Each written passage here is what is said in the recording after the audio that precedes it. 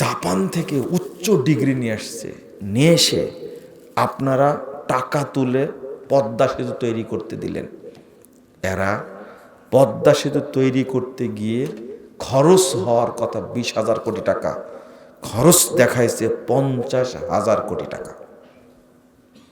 ওর মা ওকে জন্ম দিয়ে ভুল করেছে। এত বড় ইন্টারন্যাশনাল চোর ভাবাই যায় না।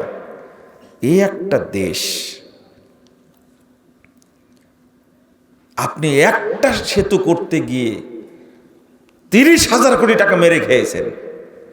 শুধু ওইটা একটা উদাহরণ দিলাম। তাই পদ্মা সেতু আপনার স্বপ্নের সেতু, তাই না? স্বপ্নের সেতু, তাই বলছি।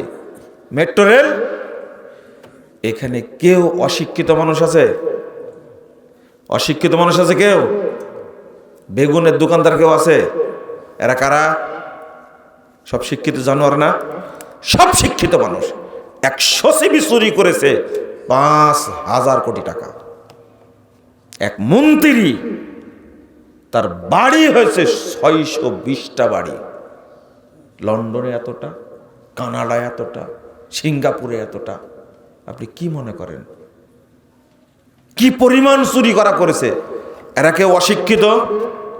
এটা হলো অভিশাপ। এত কিছু পড়াশোনা করার পরে এরা কি করেছে? দেশের সম্পদ চুরি করেছে। এটা অভিশাপ না? অভিশাপ, এটা অভিশাপ, আল্লাহর পক্ষ থেকে অভিশাপ।